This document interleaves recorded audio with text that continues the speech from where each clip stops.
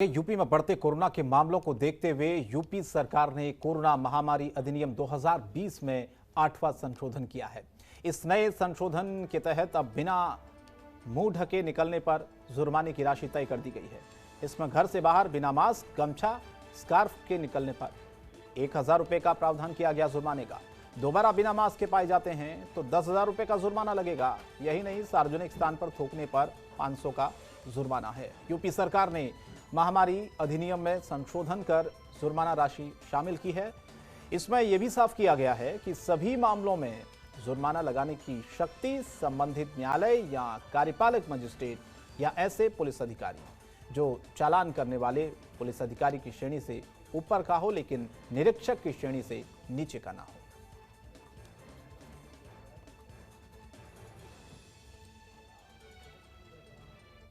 और यूपी में कोरोना के मामलों को लेकर बीजेपी सांसद कौशल किशोर ने जिला प्रशासन पर सवाल उठाए हैं। सीएमओ की परमिशन वाली व्यवस्था को गलत बताया। सुनाते हैं आपको क्या कहा उन्होंने। कोरोना पॉजिटिव के जो मरीज हैं उनको एडमिट करने के लिए जो सीएमओ के द्वारा एक ऑर्डर कराया जाता है और कंट्रोल रूम से पत्र जारी कराया जाता है, तभी उनको कहीं ना कहीं एडमिशन मिलता है और एडमिट हो पाते हैं। ये व्यवस्था पूरी तरह से गलत है। तमाम पेशेंट कई दिन तक के इसलिए नहीं एडमिट हो पाते कि सीएमओ साहब कंट्रोल रूम में बोलते हैं, नाम नोट कराते हैं, उसके बावजूद भी वहाँ पर कई दिन लग जाता है, जिसकी वजह से वहाँ से एडमिट होने का लेटर नहीं जारी हो पाता। इसलिए इस व्यवस्था को रद्द किया जाए और किसी भी हॉस्पिटल के लोगों को ही ये जिम्मेदारी दे दी जाए कि उनके यहाँ बेड खाली है तो वो लोग एडमिट करने का काम करें। इस व्यवस्था को लागू कराया जाएगा तो तमाम मरीजों की जान बच सकती है। ये मेरा प्रशासन से अनुरोध है। और बुलंदशहर के जिला पंचायत सदस्य पद की बीजेपी प्रत्याशी संध्या बालियान ने जमकर सोशल डिस्टेंसिंग की धज्जियां उड़ाई हैं। दरअसल प्रत्याशी संध्या बालियान ने प्रचार के दौरान सैकड़ों कार्यकर्ताओं के साथ एक रैली की। समर्थकों के बीच न तो सोशल डिस्टेंसिंग थी और न लोगों के मुंह पर मास्क थे। सैकड़ों की संख्या में कार्यकर्ताओं के साथ उन्होंने ये रैली निकाली, लेकिन कोरोना नियमों की खूब धज्जियां उड़ी।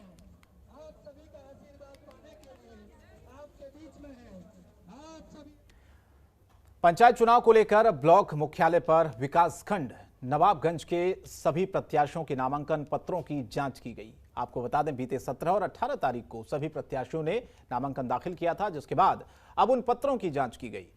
मामले में नवाबगंज अमरपाल मौर्य ने बताया कि जल्द ही जांच पूरी करके आवेदन की सूची चस्पा की जाएगी।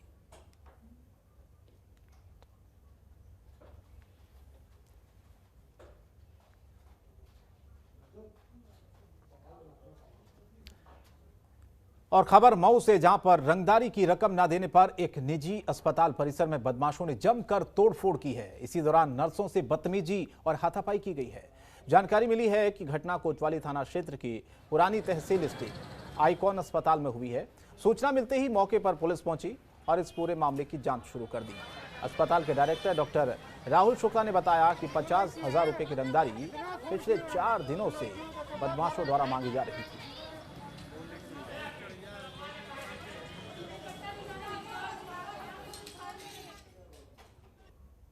मेरे सुरक्षा कर्मियों के हथियार जमा करा लिए गए। हथियारों का लाइसेंस रद्द करने का आदेश यहां से गाजीपुर के डीएम को दे दिया गया। और अब मेरे अस्पताल पर जब जान गए मेरी कोई सुरक्षा नहीं है, तो मेरी जान लेने का सीधा प्रयास आइकॉन हॉस्पिटल के अंदर तथाकथित गुंडों के द्वारा किया जा रहा है, जिनको मैं देखकर पहचान भी सकता हूं और जिनका मैं नाम भी जानता हूं। आज क्या हुआ? आज मुझसे रंगदारी मांगी गई थी, 50,000 रुपये मैंने देने से मना कर दिया। तो मेरे घर जाने पे इन लोगों ने आकर के यहाँ तोड़फोड़ की। उन्हें शायद ये अंदाजा नहीं था, मैं घर चला गया हूँ, वरना मेरी जान भी लेने का प्रयास किया जा सकता था। उत्तर प्रदेश में त्रिस्तरीय पंचायत चुनाव की प्रक्रिया गतिमान है और इसी के साथ कोरोना महामारी की दूसरी वेव अपने शबाब पर है। इस बीच अमेठी में तीसरे चरण का चुनाव 26 अप्रैल को संपन्न होगा। ऐसे में पूरा जिला महामारी और चुनाव को लेकर बहुत ही संवेदनशील बना हुआ है। इसी के मद्देनजर अमेठी जिले के संग्रामपुर ब्लॉक और थाना क्षेत्र के अंतर्गत अति संवेदनशील बूथ धौरहरा गांव में पुलिस अधीक्षक दिनेश सिंह, सीओ अर्पित कपूर और संग्रामपुर थानाध्यक्ष प्रेमचंद सिंह ने भारी मात्रा में पुलिस बल के साथ गली गली कूच किया। चुनाव संबंधित लोगों को जानकारियां दी। जगह जगह दीवारों पर पोस्टर्स, बैनर चिपकाए गए और साथ ही साथ तत्काल प्रभाव से संबंधित अधिकारी को कार्रवाई के निर्देश भी दिए गए हैं ताकि कोई भी उपद्रव करने की कोशिश करता है, खलल डालने की कोशिश करता है। इसी के साथ पुलिस अधीक्षक ने आचार संहिता का पालन और चुनाव को शांतिपूर्ण ढंग से संपन्न कराने के लिए उम्मीदवारों और ग्रामीणों के साथ एक बैठक भी की।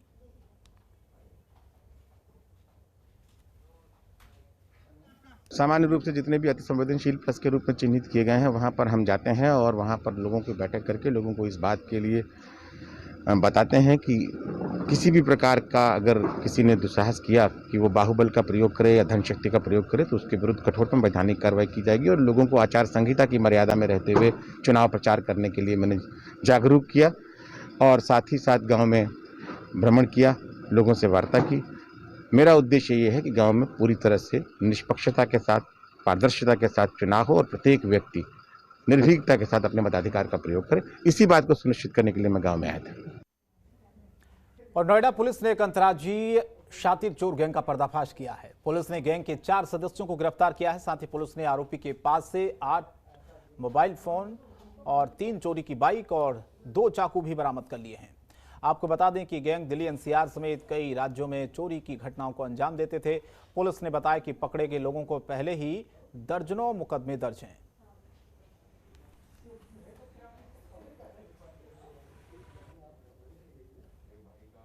और ग्रेटर नोएडा में एक परिवार ने अपने बेटे की मौत का आरोप पुलिस पर लगाया है। परिवार का कहना है कि पुलिस उनके बेटे को घर से बुलाकर थाने ले गई थी, जहां पुलिस ने उनके बेटे के साथ मारपीट की और तीसरी मंजिल से फेंक दिया, जिससे युवक गंभीर रूप से घायल हुआ है। इलाज के दौरान युवक ने दम तोड़ दिया।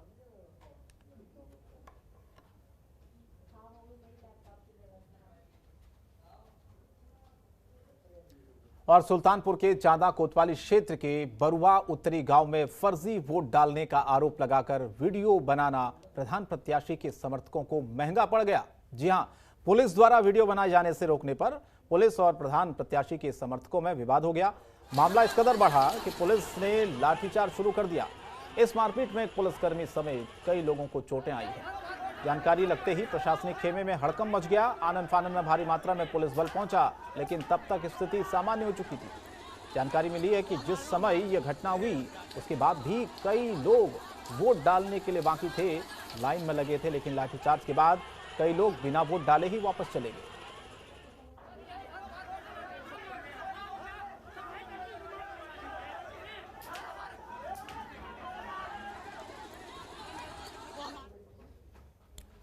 और उत्तर प्रदेश की खबरों में इतना ही, लेकिन जनतंत्र टीवी पर खबरें जारी रहेंगी। नमस्कार। खबरों के निष्पक्ष विश्लेषण के लिए सब्सक्राइब करें Jantantra TV and press the bell icon. Never miss any update.